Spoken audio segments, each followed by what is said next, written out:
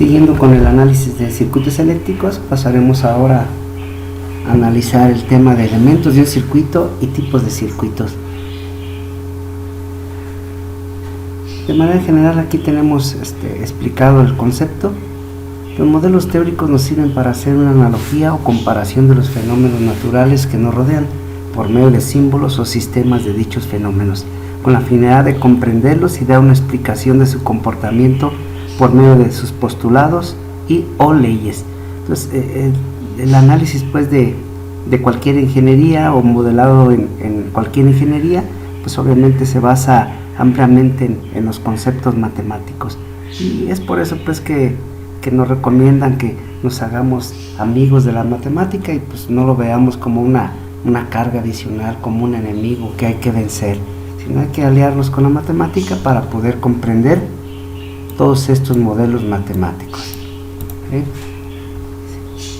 Categoría de los materiales. Pues de manera general, la materia desde el punto de vista eléctrico se va a comportar de tres maneras distintas. Bueno, en realidad pues es hasta lo que conocemos, pues, ¿no? De tres formas distintas, que serían los conductores, semiconductores y aislantes. Les mencionaba que así en forma general están caracterizadas así la materia, pero en realidad está otro elemento que son los superconductores, pero pues obviamente todos estos tres elementos principales se están analizando y se están utilizando en el medio ambiente, es decir, a una temperatura de 25 hasta 40 grados centígrados, es decir, pues con las inclemencias normales a la intemperie o a la sombra, ¿sí? Entonces no tiene ningún tipo de adicionamiento o de añadidura. Por ejemplo, los superconductores, pues que deben de estar a una temperatura exageradamente grande, como menos 200 grados centígrados, para poder funcionar. Entonces ya así con cuestiones más extravagantes, pues obviamente la materia se comporta de distinta manera. Entonces, primeramente, los conductores. Todos los conductores son aquellos materiales que permiten la facilidad o la transmisión fácil de la carga eléctrica, de corriente eléctrica, y por lo regular son los metales. En forma general, el cobre es el material de conductor que ampliamente es utilizado porque es menos caro que la plata y obviamente que el oro, ¿verdad? Si en una instalación eléctrica, cuando están construyendo una casa habitación, la descuidan, la dejan solita y llega por ahí la gente y pues obviamente se roba la tubería de cobre junto con los conductores eléctricos. Ahora imagínense en una instalación eléctrica hecha por medio de conductores hechos en base a oro, pues sería muy complicado, ¿verdad? Entonces todos los conductores pues es la parte considerada que son metálicos. Inclusive el mercurio, aún sin embargo que es líquido, pues es un metal, también sirve como un buen conductor.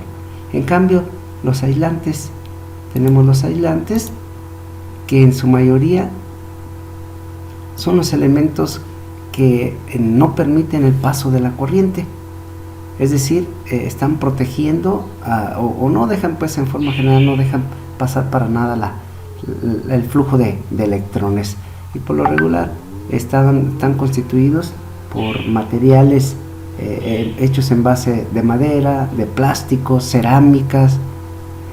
Entonces todos esos elementos que difícilmente pueden dejar pasar el flujo continuo de corriente eléctrica.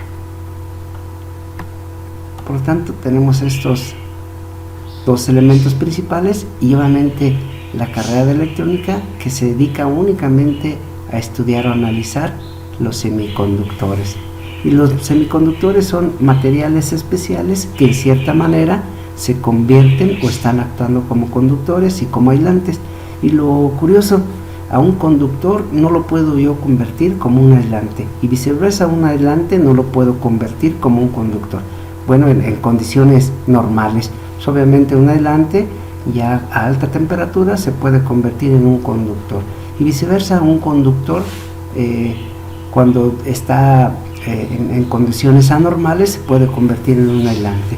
En cambio, el semiconductor nosotros lo podemos programar, nosotros lo podemos diseñar para que en cierto momento de tiempo se convierta como un conductor y en cierto instante de tiempo se convierta como un aislante. El ejemplo clásico sería el diodo. Creo que ya tuvieron por ahí la oportunidad el semestre pasado en física de conductores de ver ampliamente este concepto de los diodos, cómo funcionan, quiénes son los que, o qué elemento externo es el que lo hace que se convierta en un conductor o un aislante, y toda esa parte. Entonces ustedes ya están muy familiarizados, inclusive del material con el cual están hechos, que es el silicio y el germanio, las uniones que se generan, el tipo de sándwich que hacen con ese tipo de uniones, unión tipo P, unión tipo N, positivo y negativo, hasta inclusive una tercera capa, un elemento tricapa que tiene 3 capas, que puede ser el NPN, por ejemplo. Entonces ustedes ya están muy familiarizados en ese concepto de la construcción de los elementos semiconductores. En circuitos eléctricos, pues obviamente nos vamos a basar en estos 3 elementos como para poder entender o comprender un circuito eléctrico. De manera general, un circuito está constituido por dos partes importantes, que son los elementos activos. Dice lo siguiente: los elementos activos, vamos a seleccionar los elementos activos son todos aquellos dispositivos que se encargan de suministrar toda la energía eléctrica necesaria para que un circuito funcione adecuadamente. Dicha energía puede ser en forma de potencia eléctrica, la cual estará presente como voltaje o corriente. Entonces aquí tenemos que la potencia eléctrica es únicamente la presencia de voltaje y corriente. Recuerden que en un circuito eléctrico siempre aparece un voltaje y una corriente, nunca aparecen de manera aislada los dos elementos. Siempre que hay un voltaje debe de aparecer una corriente eléctrica. Comúnmente estos elementos se les llama fuentes de energía y se les presenta de las siguientes formas. Aquí tenemos una fuente de energía de corriente directa. Está por medio de simbolismo, es una terminal, otra terminal, positivo y negativo, una V de voltaje y una F de fuente. Entonces es el primer símbolo que vamos a utilizar para los elementos activos. O este se simboliza o asemeja a una batería, o otro terminal positivo, otro terminal negativa. Estos serían fuentes de voltaje de corriente directa. En cambio, este es muy parecido a lo único que lo distingue es una pequeña perturbación aquí, una oscilación o una curvita, y nos va a indicar que es una fuente de voltaje de corriente alterna. Inclusive fuente de voltaje, abriremos un paréntesis y una T. Este es como si fuera una variable de voltaje que va a variar con respecto al tiempo. Entonces los primeros elementos activos serían las fuentes de voltaje. ¿Cómo les va? Entonces, muy bien, Inge. Sí. Por ahí les mandé Entonces les comentaba que esa es la manera de distinguirlos por medio de los simbolismos: fuentes de energía de corriente directa y fuentes de energía de corriente alterna.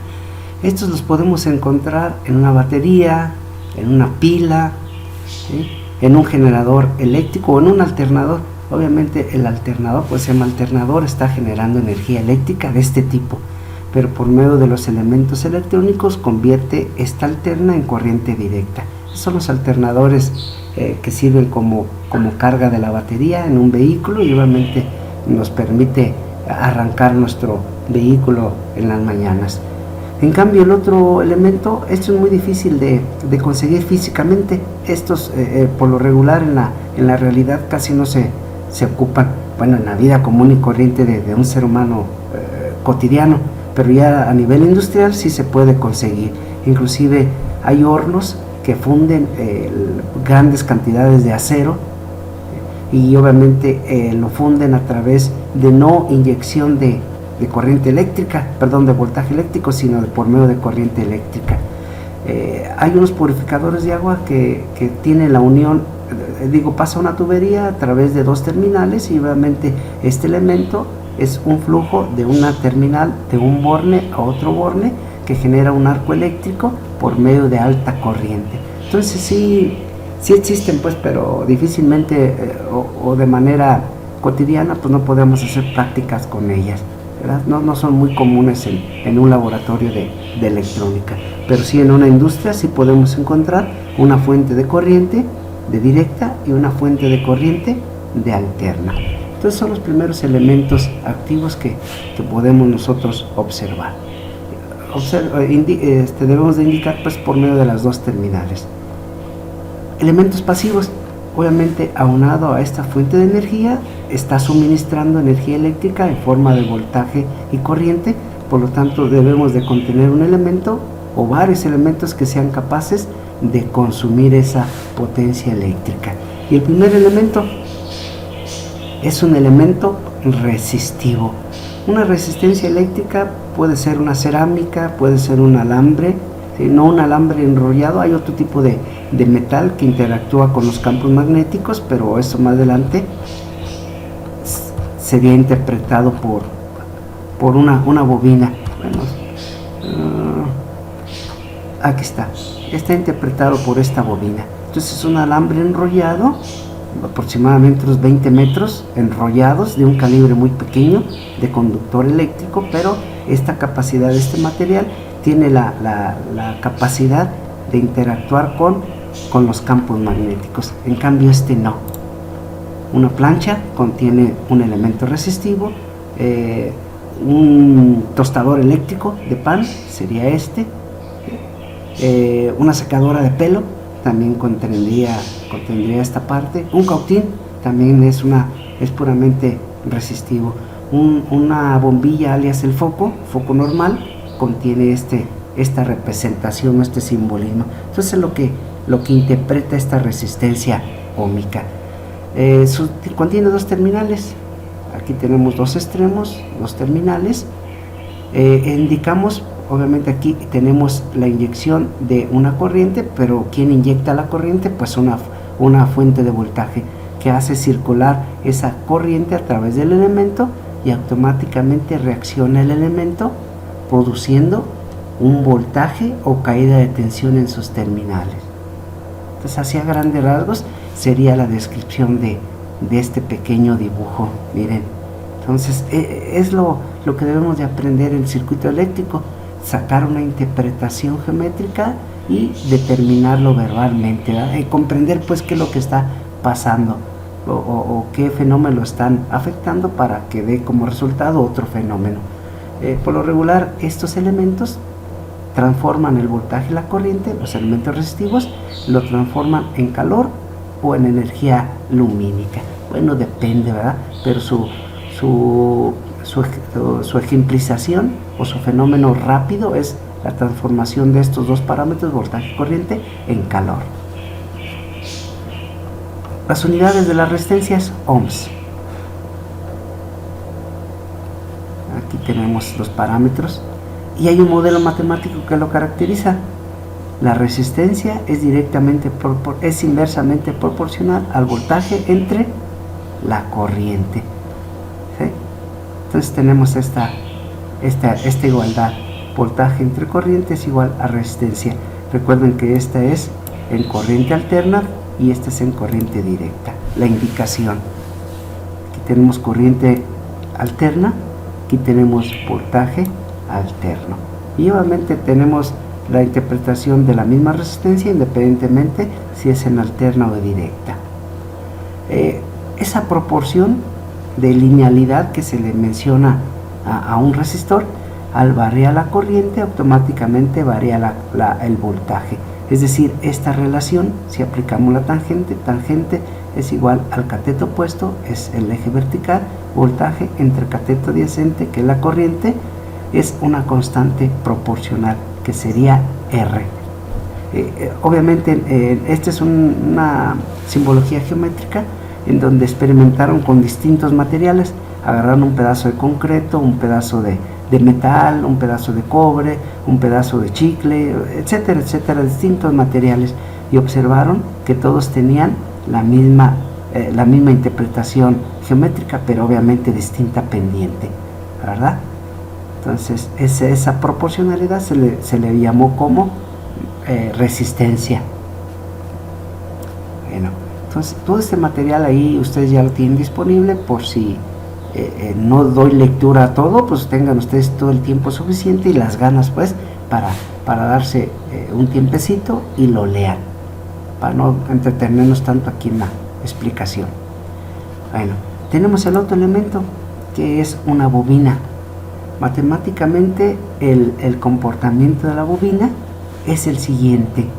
Este es el modelo matemático. R es igual a B entre I. Entonces, una caída o una presencia de voltaje en terminales de una bobina es directamente proporcional a la magnitud del inductor, es decir, tantos henrios tiene la bobina. Por la razón de cambio con respecto al tiempo, este D entre dt es una derivada y se lee la razón de cambio con respecto al tiempo de la corriente.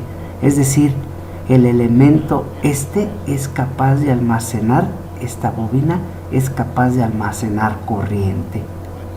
En cambio, este elemento que es el capacitor son dos placas paralelas. Aquí está su modelo matemático. La corriente en el capacitor es directamente proporcional a la magnitud del capacitor, tantos henrios, ¿sí? Por la razón o la derivada con respecto al tiempo del voltaje, la razón del cambio con respecto al tiempo del voltaje. Como podemos observar, aquí en el resistor es B entre I. Entonces este elemento no almacena ni voltaje ni corriente, únicamente lo transforma en calor. En cambio, este elemento sí tiene la capacidad de almacenar corriente y este elemento tiene la capacidad de almacenar voltaje. De forma comparativa, si agarramos un conductor que le esté circulando corriente, o una plancha o un tostador eléctrico, lo que nos va a pasar es de que nos va a quemar, porque pues obviamente está transformando voltaje corriente en calor. En cambio, si agarramos una bobina que anteriormente estuvo energizada y si agarramos un capacitor que anteriormente estuvo energizada, el más peligroso, los dos son peligrosos, pero el más peligroso es la bobina. ¿Por qué? De los dos parámetros eléctricos que vamos a estar trabajando, que son voltaje y corriente, el que daña o el que mata a las personas o el que daña a los organismos es la corriente eléctrica. El voltaje no. Tienes tú un alto voltaje y lo único que pasaría si agarras estas dos terminales es un gran impacto, como si fuera una ola de mar. Te impacta y obviamente te avienta pues para un lado, ¿no? Desafortunadamente los altos voltajes o las muertes por alto voltaje, el trabajador se encuentra a una altura mínima de 1 metro. Entonces, con una altura mínima de 1 metro, si caes de pura maceta, pues obviamente la probabilidad de fallecer pues es muy grande. Ahora imagínense a un trabajador de la comisión que está trabajando a 10, 15 metros de altura, sufre una descarga de alto voltaje, pues obviamente si no está bien asegurado con el cinturón y todas esas protecciones, pues obviamente se va a caer, ¿no? Y su cabeza va a amortiguar el golpe y desafortunadamente va a fallecer. En cambio, si tenemos la desfavorable opción de agarrar los dos extremos de una bobina, vamos a quedar así pegados. ¿Por qué? Pues porque por el efecto pues de la circulación de la corriente a través de nuestro organismo genera un agarrotamiento en nuestros músculos y desafortunadamente es muy difícil de despegarnos, de soltarnos. Y obviamente pues ya cuando se nos cuezan todas las vísceras o se achicharre toda nuestra piel, etcétera, etcétera, pues obviamente ya nos va a soltar la corriente como comúnmente decimos. Bueno, los modelos matemáticos, aquí tengo una interpretación, una pequeña tablita que caracteriza a los elementos y obviamente su respectivo símbolo. Entonces comenzamos primeramente, tenemos un elemento, el resistor 5000, entonces tenemos una terminal, tenemos un pequeño línea y comenzamos a zigzaguear. Ahí está. Tenemos un extremo A y tenemos un extremo B. En el instante de que hacemos circular una fuente de corriente, es decir, le hacemos circular una corriente, este elemento automáticamente reacciona. El elemento resistivo, por medio de un símbolo R, automáticamente reacciona creando una caída de tensión, es decir, este elemento está consumiendo voltaje. Por donde entra la corriente, automáticamente, por conveniencia, me conviene indicar que por donde entra la corriente es terminal positiva y por donde sale va a ser una terminal negativa. Y esto lo voy a indicar como el voltaje en el resistor. Matemáticamente, voltaje en el resistor es igual a la magnitud del resistor, tanto vale el resistor en ohms por la cantidad de corriente que le hacemos circular. Entonces ahí está indicado el efecto a la hora de inyectar corriente. Recuerden pues que la inyección de corriente es por medio de una fuente externa, un elemento activo. Entonces la reacción o el elemento reaccionante va a hacer esto, expresión del comportamiento dinámico del elemento. Entonces se escucha muy interesante, ¿no? Indicar expresión del comportamiento dinámico del elemento. Caso curioso, el diodo y los transistores y todo eso no tienen un comportamiento dinámico porque no son expresiones o no son materiales lineales, son no lineales. Y espero pues que alguien se atreva a investigar el concepto matemático de un modelo matemático lineal y uno no lineal. Creo que ya lo vieron en una materia en matemáticas 4 o 5 creo, donde vieron ahí esos conceptos. Tenemos aquí R y tenemos I, R y I, esto y este. Entonces voy a interpretar la corriente. Entonces la corriente es igual, este elemento está multiplicando, R va a pasar dividiendo. Entonces la corriente es igual al voltaje entre la resistencia, únicamente ese pequeño despeje.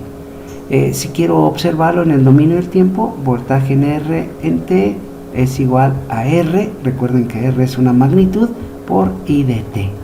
En cambio, si quiero interpretar en corriente alterna, I de T es igual a B de T. Este es el elemento que varía con respecto al tiempo, es el parámetro físico que estoy analizando, el voltaje, y R es una constante. Bien, entonces aquí tenemos primeramente para nuestro elemento resistivo. En cambio, tenemos ahora el inductor, una terminal, y para distinguirlo del resistor enrollamos unos 5 metros de alambre susceptible a los campos magnéticos, terminal A, terminal B, y nuevamente le hacemos circular una corriente. Ahora que se meta la corriente aquí abajito, esta es una corriente. Ahora sí, fíjense qué diferencia voy a hacer I de T, I de T. Estos elementos, tanto el inductor como el capacitor, únicamente interactúan o ejercen cierto funcionamiento correcto únicamente con corriente alterna. Por eso voy a colocarlo así de esa manera. Si le metemos corriente directa, este cabrón no genera un campo magnético muy intenso como si fuera de alterna. Entonces más adelantito lo van a poder observar en la materia de máquinas eléctricas. Siguiendo el mismo criterio, tengo un inductor de magnitud L, le hago circular esta corriente y automáticamente genera más o menos un voltaje en el inductor en el dominio del tiempo.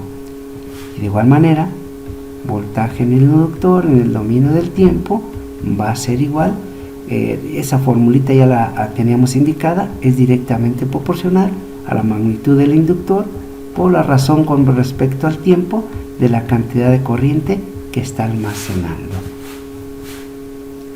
Y en cambio, para el capacitor es únicamente dos placas paralelas, dos placas metálicas paralelas, aquí y así.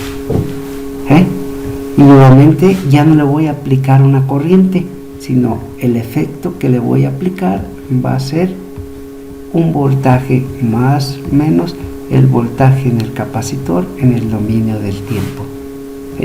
Tenemos una magnitud, por lo tanto el elemento que va a aparecer va a ser una corriente.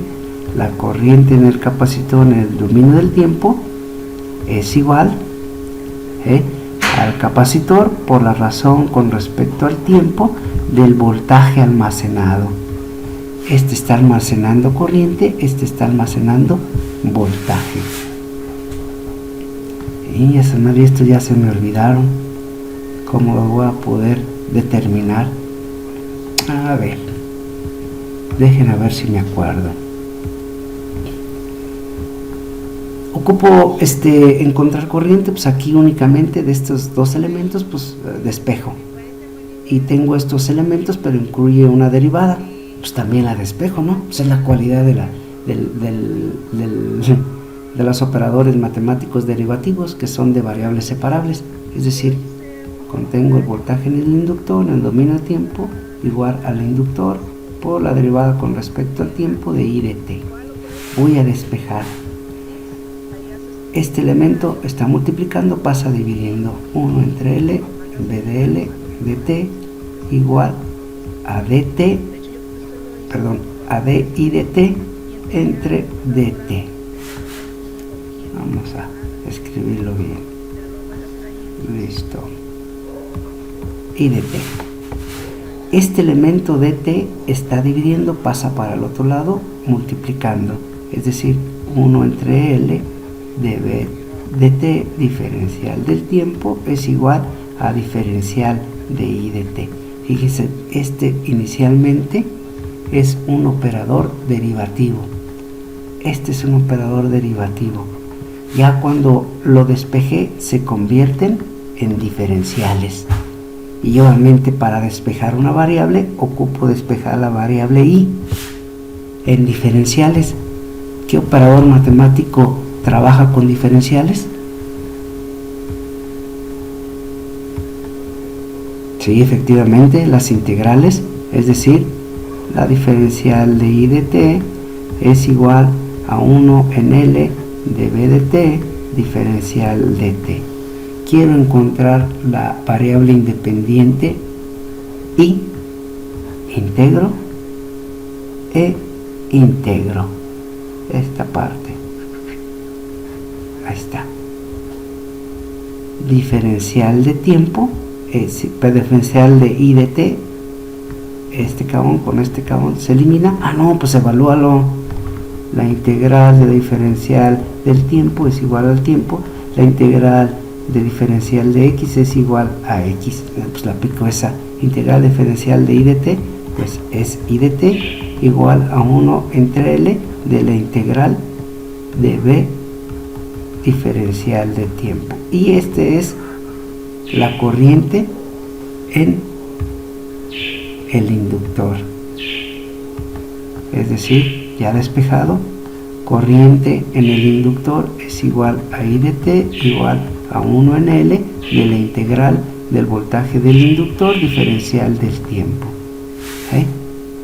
Y en cambio ya podemos observar por simple deducción, puedo determinar yo el voltaje en el capacitor. Voltaje en el capacitor. Hago el mismo despeje, por lo tanto me va a quedar el voltaje en el capacitor en el dominio del tiempo es igual a 1 en C de la integral de I de t diferencial de tiempo. Ahí está. Como ven, pues obviamente entre más funcionalidad tenga un elemento, pues obviamente su modelo matemático va a ser más interesante y más si involucramos derivadas, o en este caso integrales. Entonces ahí tenemos el modelo matemático de estos tres elementos pasivos. Entonces ya está por aquí mencionado.